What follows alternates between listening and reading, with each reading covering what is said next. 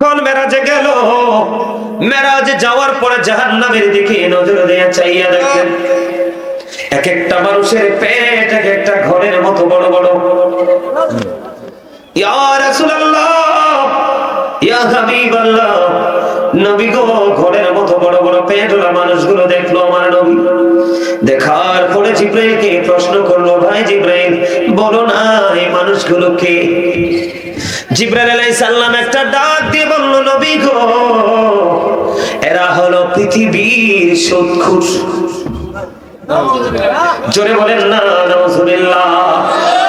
এরা হলো এই দুনিয়ার সুদখোর, এরা সুদ খেয়েছে। আমার নবীজি বললেন, রে জিবরাইল, আমি চাইয়া দেখলাম তাদের পেটের মধ্যে শুধু সাপ আর বিচ্ছু দেখা যায়। সুদখোরের আবার লেবাস কিন্তু সুন্দর, মাথায় টুপি সব সময় থাকে, পাঞ্জাবিটা গায়ে থাকে, মসজিদে আজান দিলে সবার আগে যায়, মসজিদে পড়লে আজান সবার আগে যায়, নামাজ শেষে বাইরে এসে সুদের টাকা খায়। না না, আপনারা সুদের বিপক্ষের লোক না, সুদের পক্ষের লোক মনে হইতেছে। তাইলে আওয়াজ এত ছোট হইলো কেন? আপনারা আমার কথাই তো বুঝেন না, মন কই? মসজিদে পড়লে আজান সবার আগে যায়, নামাজ শেষে বাইরে এসে সুদের টাকা খায়। নামাজে হইল না রে তোর, নামাজের লইলি না খবর, ও মনে ধরলি নামাজে পড়লি নামাজ সারা জীবন ভোর, ও মনে ধরলি নামাজ, নামাজ হইল না রে তোর, নামাজের লইলি না খবর। বন্ধু সামউর ইবনে জুনদুব রাদিয়াল্লাহু তাআলা আনহু থেকে হাদিস বর্ণিত, আমার নবী ফেরেশতা ওনার আমার নবীর সঙ্গী সফরে বন্ধু বের হয়ে গেল। সফরে যখন বের হয়ে গেল, বের হয়ে যাওয়ার পরে নবীজি অনেকগুলো দৃশ্য দেখলো। এর মধ্যে একটা দৃশ্য হলো একজন মানুষ রক্তের নদীতে সাঁতার কাটে। নবীজি দেখতেছে, নবীজির সঙ্গে হলো ফেরেশতারা। রক্তের নদীতে কিন্তু থাকা যায় না, রক্তের দুর্গন্ধ সহ্য করা যায় না। আপনি গরু জবাই করার পরে রক্তটা শুধু 1-2 দিন থাকলে দেখবেন, রৌদ্র যদি না আসে জমাট হয়ে থাকে, দুর্গন্ধে ওই জায়গায় আর হাঁটতে পারবেন না। এইরকম একটা রক্তের নদী আপনার আমার প্রাণের নবী দেখতে পাইলেন। পাওয়ার পরে নবীজি আবার দেখলেন লোকটা নদী দিয়ে সাঁতার কেটে কেটে পাড়ে আসতে চায়। এবার আমার নবীজি চাইয়া দেখলেন পাড়ের মধ্যে, কুলের মধ্যে আরেকজন পাথর নিয়ে দাঁড়িয়ে আছে। লোকটা যখন পাড়ে আসতে চায় তাকে পাথর মারা হয়। হাজার চেষ্টা করার পরেও লোকটা কুলে উঠতে পারে না। আল্লাহর হাবিব ওই সঙ্গী ফেরেশতাদেরকে প্রশ্ন করলেন, তোমরা বলো না এই মানুষটা কি? নবী গো, এই মানুষটা হলো দুনিয়ার সুদখোর। এত ভয়ঙ্কর খবর বন্ধু। আল্লাহর হাবিব বলেছেন, যিনি সুদ খায়, যিনি সুদ দেয়, যিনি সুদের সাক্ষী হয়, যিনি সুদের স্টাম্প লেখে, যিনি সুদের টাকা কালেকশন করার কাজে নিয়োজিত থাকে, আল্লাহর হাবিব বলেছেন সবার অপরাধ সমান, সবার সাজাও সমান।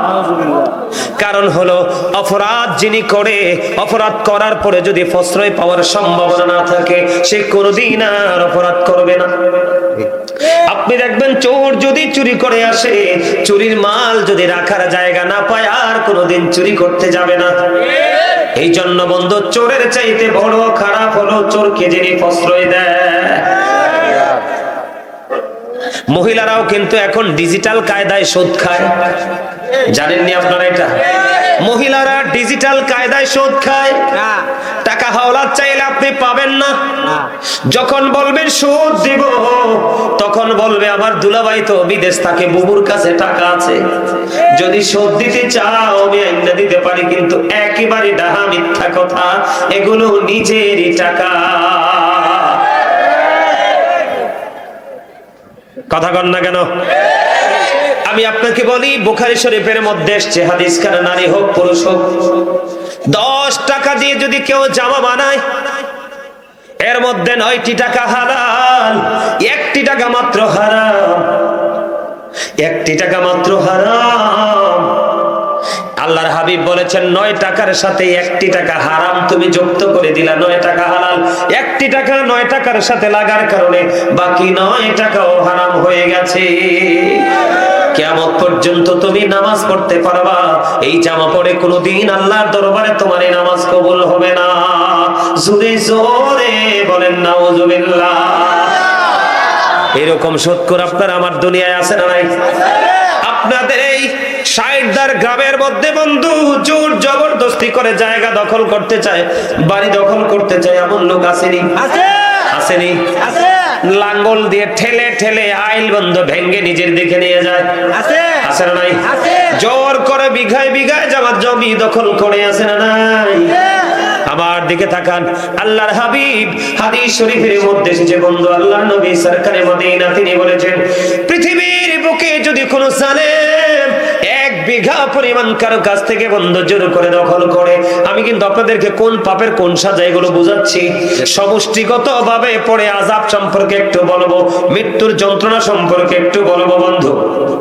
আল্লাহর হাবিব জানিয়ে দিয়েছে, তোমরা আমার দিকে তাকাও, আল্লাহ রাসূল জানিয়ে দিয়েছে, পৃথিবীর বুকে কেউ যদি জোর করে 1 বিঘা পরিমাণ জায়গা দখল করে, আপনার আমার প্রাণের নবী জানিয়ে দিয়েছে, কাল কিয়ামতের দিন নারী হোক বা পুরুষ হোক, যেই যেই ক্যাটাগরির হোক না কেন, যদি জায়গা দখল করা জালেম হয়, আল্লাহর হাবিব জানিয়ে দিয়েছে, তার গলার মধ্যে 7টা পৃথিবী মালা বানায়া ঝুলাই দেওয়া হবে রে।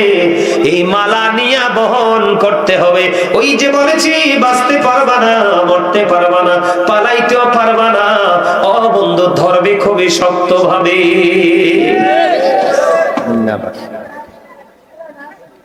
আমি আপনাদেরকে বলি, জান্নাতের মধ্যে যে একটা চাবুক রাখার জায়গা, পৃথিবী এবং পৃথিবীর মধ্যে যা কিছু আছে সব কিছুর চাইতে উত্তম। আপনি বিশাল জায়গা পাবেন জান্নাতে, পৃথিবীতে জোর করে জায়গা দখল করার দরকার নাই, কারণ এই জায়গাটা হলো পরের জায়গা, পরের জমি, ঠিক না বলেন? ওই একটা গজল আছে না, পরের জায়গা পরের জমি, ঘর বানায়া আমি রই, আমি তো সেই ঘরের মালিক নই। আসলে কি আপনি আমি সেই ঘরের মালিক? হাজারের মালিক যেই কোনো মুহূর্তে চলে যেতে আছে না নাই? এই জন্য বলছি বন্ধু, জান্নাতের মধ্যে একটা গাছ আছে, একটা বৃক্ষ আছে, পৃথিবীর একটা দ্রুতগামী দৌড়াইতে পারে দ্রুতগামী ঘোড়া। এই জান্নাতের ছায়ার নিচে, গাছের ছায়ার নিচে যদি কমপক্ষে একটানা 70 বছর যদি সফর করে, তারপরেও একটা গাছের ছায়া ঘুরে শেষ করতে পারবে না। জান্নাত এত বিশাল হবে বন্ধুরে আমার। শুধু তাই নয়, জান্নাতের মধ্যে কমপক্ষে 100টি স্তর আছে। কয়টি? এর মধ্যে একটা স্তর থেকে আর একটা স্তরের দূরত্ব আসমান এবং জমিনের মধ্যে যতটুকু পার্থক্য, ততটুকু সমপরিমাণ জায়গার গ্যাপ, একটা স্টেপ থেকে আর একটা। জোরে জোরে কন্যা সুবহানাল্লাহ। তাহলে পৃথিবীর বুকে জায়গা নিয়ে দৌড়াদৌড়ির দরকার আসেনি? দুইটা গেল, খেয়াল করবেন বর্তমানে যেগুলো সবচেয়ে খারাপ কাজ, আমি এগুলো নিয়ে আপনাদেরকে বন্ধ কথা শোনাই। আপনারা কি রাগ হইতেছে? না না, মনে দিয়ে চলে যায়। আচ্ছা, যারা যাওয়ার চলে যাইব। আচ্ছা, বুঝতে পারছি। আচ্ছা, বুঝতে পারছি। না, আমি একটু জিগাইলাম আর কি, কারণ উচিত কথা কিন্তু অনেকের গায়ে সয় না। আমার দিকে দেখেন, আজকে আরো কিছু তেতু সত্য কথা বলবো, তেতু উচিত, যদিও কথাটা সত্য কিন্তু শুনতে একটু টক টক লাগবে আর কি, একটু জানার দরকার আছে না? আছে না নাই? এবার আসেন বন্ধু, আল্লাহর হাবিব ওই যে বলেছি সঙ্গী হলো ফেরেশতারা। এদিকে তাকান, আমাদের অপরাধগুলো, আমি বর্তমান প্রেক্ষাপটে বড় বড় অপরাধগুলো বন্ধু একটুখানি আপনাদেরকে আমি বুঝাই। আল্লাহর হাবিব তিনি জানিয়ে দিয়েছে, সফরে বের হলো 2 জন সঙ্গী ফেরেশতা। আল্লাহর হাবিব দেখতে পাইলেন একজন মানুষকে আরেকজন পাথর মারতেছে, মাথাটা ভেঙে যাচ্ছে। তিনি পাথর মারা যখন শেষ হয়, মাথাটা ভেঙ্গে চুরে চূর্ণ বিচূর্ণ হয়ে যায়। যিনি পাথর মারতেছে উনি আবার পাথরগুলো খুঁজে আনার জন্য, কুড়িয়ে আনার জন্য যায়। পাথরগুলো যখন তিনি কুড়িয়ে নিয়ে আসে, কুড়িয়ে নিয়ে আসার পরে আয়েশা দেখে তার মাথাটা, ভাঙ্গা মাথাটা আবার ইনটেক হয়ে গেছে। আল্লাহু আকবার বলেন না?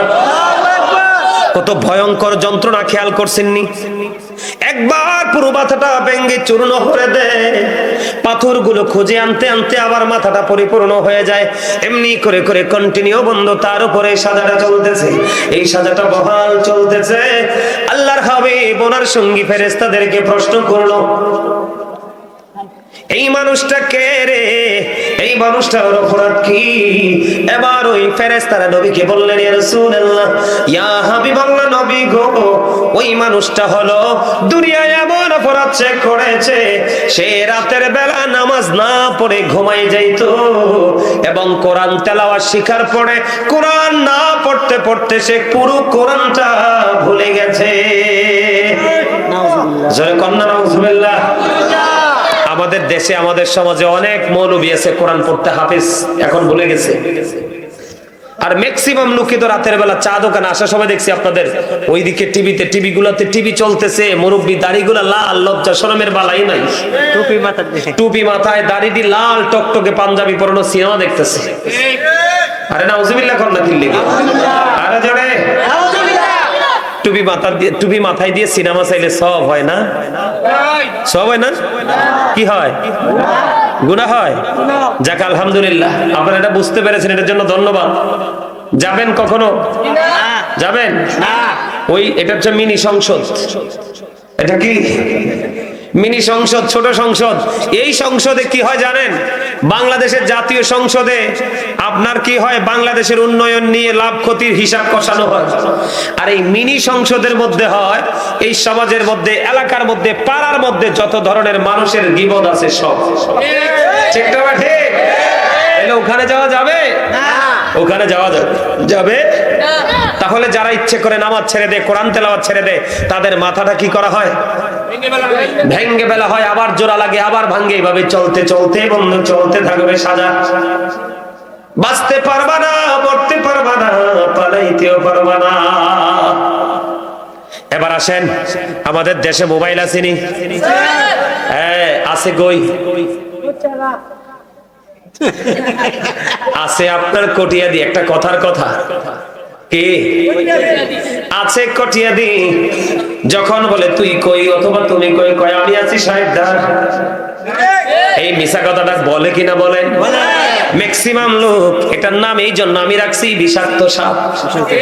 পৃথিবীর সব সাপের বিষ নামানো যায়, এই সাপের বিষ নামানো রোজা এখনো পৃথিবীতে আসে নাই। কারণ এই সাপের বিষে মানুষের চরিত্র শেষ, মানুষের চোখ শেষ, মানুষের কান শেষ। আল্লাহ আল্লাহ রাসূলের কথা ম্যাক্সিমাম লোক সারাদিন একবারও মনে হয় না, বিপদে পড়া ছাড়া। এই জন্য বলেছি, আল্লাহর হাবিব বলেছে, মানুষ হাসতে হাসতে এমন অপরাধ করে রে, মাশরিক থেকে মাগরিব পর্যন্ত জাহান্নামের দিকে এগিয়ে যায়।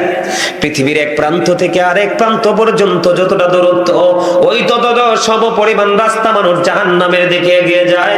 আর এই অপরাধরা হয় মানুষ হাসতে হাসতে খামখেয়ালি করে করে। আল্লাহর হাবিব বলেছেন, আমি আমার উম্মত গুলোকে মাজায় ধরে ধরে বাঁচাইতে চাই, আর আমার উম্মত গুলো আমার হাত পুশকে তারা জাহান্নামে চলে যায়। তার মানে হলো আল্লাহর হাবিব দেখিয়ে দিয়েছে আপনাকে আমাকে সঠিক পথ, আর আপনি আমি গায়ের জোরে নিয়ে বেছে নিয়েছি ব্যাঠিক রাস্তা। তার মানে নিজের উপর নিচে জুলুম করতেছি। বন্ধু, আমি মিথ্যা কথা আপনাদেরকে বলবো এই কারণে, মিথ্যা সম্পর্কে বন্ধু আল্লাহর হাবিব, ওই যে হাদিস শরীফের আরেকটা অংশ, আল্লাহর হাবিব সরকারে মদিনা তিনি কি করলেন, সফরে বের হলেন। বের হওয়ার পরে তিনি দেখতে পাইলেন একটা মানুষের মাথা থেকে এই পর্যন্ত চামড়াটা লোহার চিরুনি দিয়ে তুলে ফেলা হচ্ছে। একদিক দিয়ে চামড়াটা তোলা হচ্ছে, আরেক দিক দিয়ে জোড়া লাগতেছে। একদিক দিয়ে তোলা তোলা হচ্ছে, আরেক দিক দিয়ে জোড়া লাগতেছে। এমনি করে করে বন্ধু চামড়া একদিক দিয়ে চলতেছে, আরেক দিক দিয়ে জোড়া লাগতেছে, আর চিৎকার হাহাকারে আকাশ বাতাস বাড়ি হয়ে যাচ্ছে। কিন্তু সেদিন কেউ তো শুনবে না, সেই চিৎকার সেই কান্না কেউ শুনবে না। তার কারণ হলো বন্ধু, আল্লাহ বলেছে জালেম যখন বিপদে পড়ে আমি তার জন্য কোনো সাহায্যকারী রাখি নাই।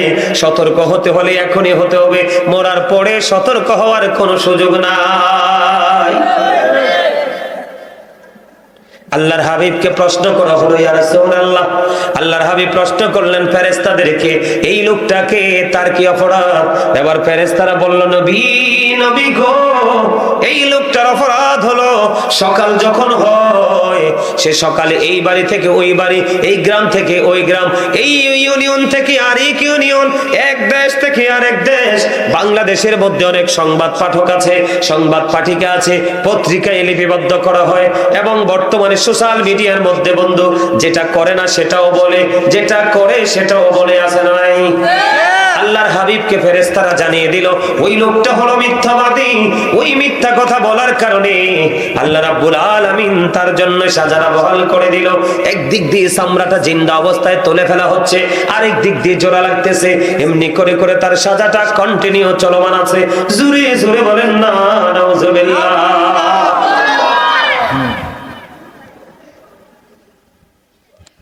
আল্লাহর হাবিব দেখতে পাইলেন একটা বড় কূপ, আগুনের চুলা। এই চুলার মধ্যে দেখতে পাইলেন বন্ধু উলঙ্গ নারী পুরুষ। দেখার পরে নবীজি সঙ্গে ফেরেশতাদেরকে প্রশ্ন করলো, ও ফেরেশতারা রে, এই যে উলঙ্গ নারী পুরুষগুলো আগুনের চুলার মধ্যে দেখা যায়, এরা কারা? এদের কি অপরাধ? এবার ওই ফেরেশতারা যখন প্রশ্ন করলো, ফেরেশতারা উত্তর দিয়ে দিল, ইয়া রাসূলুল্লাহ, এরা হলো দুনিয়ার ব্যভিচার করনেওয়ালা বান্দা বান্দি। আছে না নাই? এই বাংলাদেশে আছে না নাই? এই মোবাইল নামক এই যে বললাম সাপ, এই মোবাইলে বন্ধু ঘর থেকে বউকে বের করে নিয়ে যায়, ঘর থেকে মেয়েকে বের করে নিয়ে যায়, ছেলে মেয়েদের পড়াশোনা থেকে বিরতি দিয়ে দেয়। এখনকার মানুষের চরিত্র নাই বললেই চলে। আপনি মনে করবেন নামাজ নাই, রোজা নাই, সত্য কথা নাই, সুদ ঘুষ অন্যায় অপরাধ, এমন কোন অপরাধ নাই যে মানুষের দ্বারা হচ্ছে না। এই যে আগুনের চুলার কথা বললাম, আগুনটা কেমন জানেননি? আগুনের চুলার কথা বললাম বন্ধু, আমাদের মধ্যে ভয় ভীতি তো মোটেও নেই।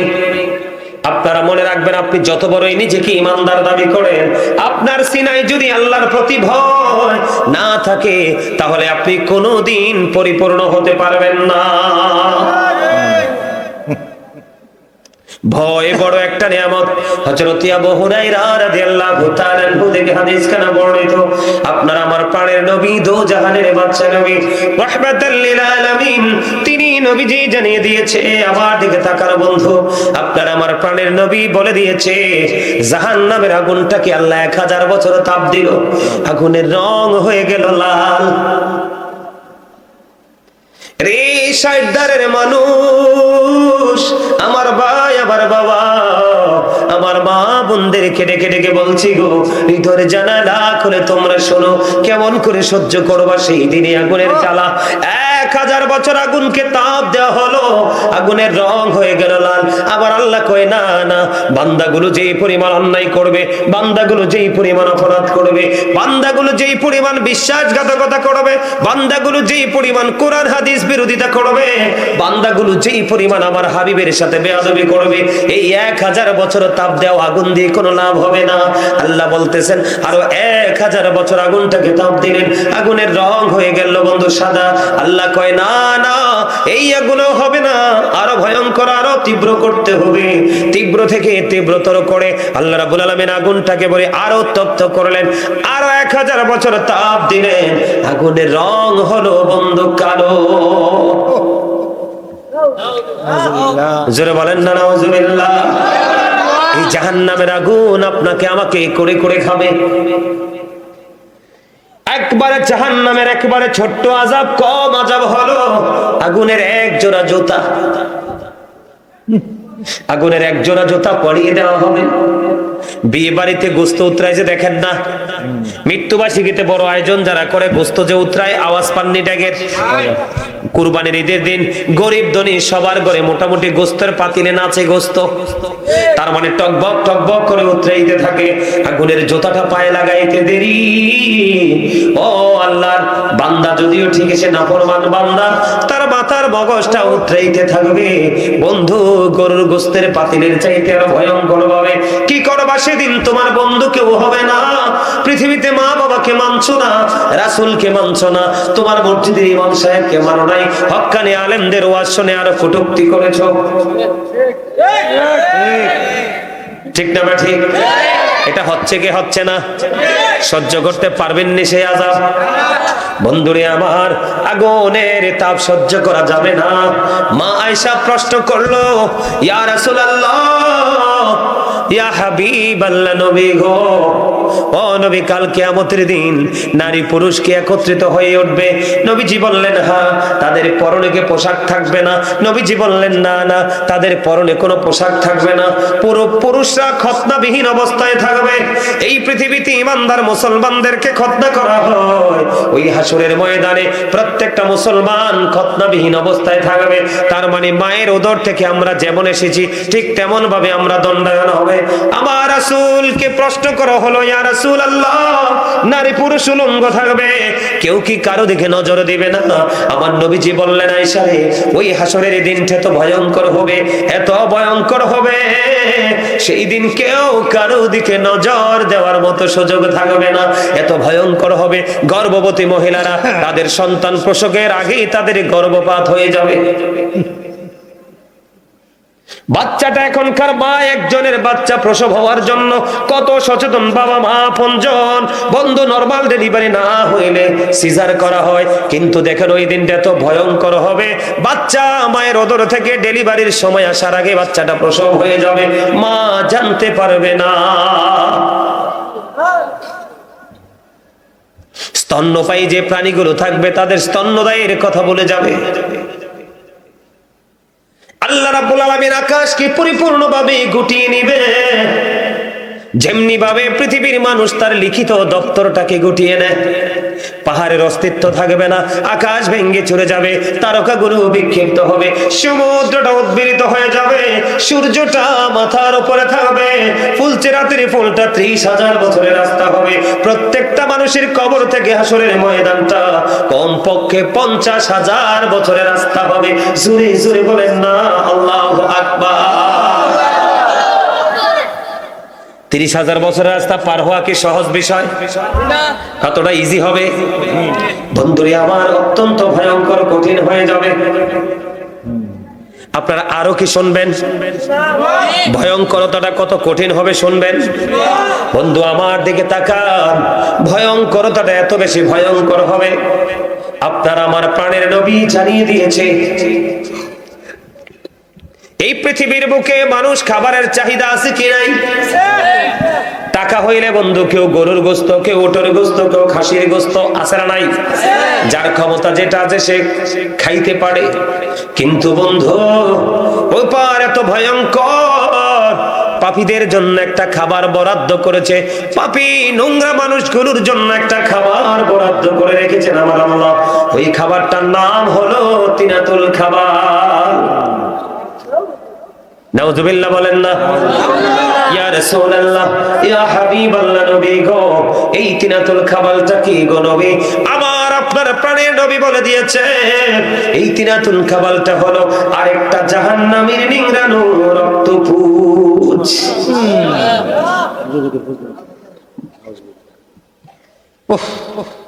এরপরেও মনে চায় বাড়ি বসে থাকতে, এরপরেও মনে চায় ঘরে বসে থাকতে। কি নিয়ে যাবেন কবরে? কবরের জন্য কোনো প্রস্তুতি নিতে পারছেন? কোনো প্রস্তুতি নাই।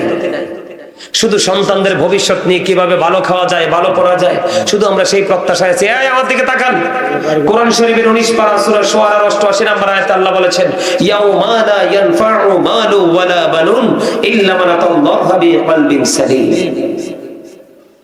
এই ওপারে আপনার সন্তান সন্ততি ধন সম্পদ কোনো কাজে আসবে না বন্ধু। কিন্তু যিনি সুস্থ অন্তর নিয়ে যাবে তিনি ব্যতীত, যে সুস্থ অন্তর নিয়ে যাবে তার কোনো ভয় নেই, তার কোনো চিন্তা নেই, তার কোনো টেনশন নেই, কারণ আল্লাহ রাব্বুল আলামিন তাকে তার বন্ধু বানাই ফেলছে। সুবহানাল্লাহ বলেন না? কারণ সে নামাজের সময় নামাজ পড়েছে, দান করার সময় দান করেছে, খাবার খাওয়ার সময় খাবার খেয়েছে, ঘোরার সময় ঘুরেছে, যখন যেটা করার সেটাই করেছে, একটার সময় আর একটা করেনি। তিনাতুল খাবাল কোন মুমিন খাইতে পারবে না। আল্লাহ বলেছেন এই তিনাতুল খাবালটা বরাদ্দ করে দেখলাম। আল্লাহ রাসূল আমাদেরকে জানিয়ে দিলেন এদিন বলতে পারবেন না খাবো না, আর বলতে পারবেন না আল্লাহ মরণ দাও, আমি মরে যাই, এই যন্ত্রণা থেকে বেঁচে যাব। আল্লাহ আগেই বলেছে বাঁচার সুযোগ নেই, মরার সুযোগ নেই, পালিয়ে যাওয়ারও কোনো সুযোগ নাই। আমাদের এই মানুষ পানির তৃষ্ণা লাগে কি লাগে না? আমরা পানির পিপাসা লাগলে পাগল হই কি হই না? পানির পিপাসা লাগলে পাগল হয়ে যাই। আল্লাহর হাবিব বলে দিয়েছে বান্দারে, আল্লাহর হাবিব জানিয়ে দিয়েছে তোমাদের জন্য উত্তপ্ত গরম পানি ঢেলে দেওয়া হবে। তোমার পানি তৃষ্ণা লাগবে, পানির তৃষ্ণায় তুমি পাগল হয়ে যাবে, পানি মাথা দিয়ে ঢেলে দেওয়া হবে। আল্লাহর হাবিব বলেছে এটা মাথা দিয়ে ঢালার পরে তোমার পেটের মধ্যে ঢুকবে। বন্ধু, পেটের মধ্যে ঢোকার পরে নিচের দিক দিয়ে পেটের ভিতর যা আছে সব কিছু লিকুইড হয়ে বের হতে থাকবে। লিকুইড বুঝেননি? পাতলা তরল হালুয়া বলেন, ওই যে ম্যাক্সিমামে বুঝবেন জুস দেখেন না, জুস, প্রাণ জুস আছে না নাই? এই যে জুসের মতো হয়ে যাবে, পেটের ভিতর থেকে সব কিছু লিকুইড হয়ে বের হতে থাকবে। যন্ত্রণা, চিৎকার, কান্না সেদিন কেউ শুনবে না। বারবার মানুষ কান্না করবে, চিৎকার করবে, আনাপসি আনাপসি করবে। সেদিন আমার মালিক হয়ে যাবে কাহার? আজকে মালিক রহিম ও রহমান। ঠিক কিনা বলেন? বন্ধুরে আমার, আল্লাহ সেদিন এত কঠিন হবে, সেদিন কঠোরতা দেখতে পাবে মানুষ। কারণ আল্লাহ বলেছে আল্লাহ বান্দার উপর জুলুম করে না, বান্দা নিজের উপর নিজে জুলুম করে। জালেম যারা, আল্লাহ জালেমকে পছন্দ করে না। জালেম যখন বিপদে পড়ে যায় আল্লাহ তাদের জন্য কোনো সাহায্যকারীও রাখে না। জোরে জোরে কন্না আল্লাহু আকবার। সহ্য করতে পারবো আমরা? আরে ভাই এটা তো পরে, এতক্ষণ যেটুকু বললাম গুরুত্বপূর্ণ জায়গাগুলো থেকে, এগুলো কি পরের স্টেপ, আগে তো মরণ।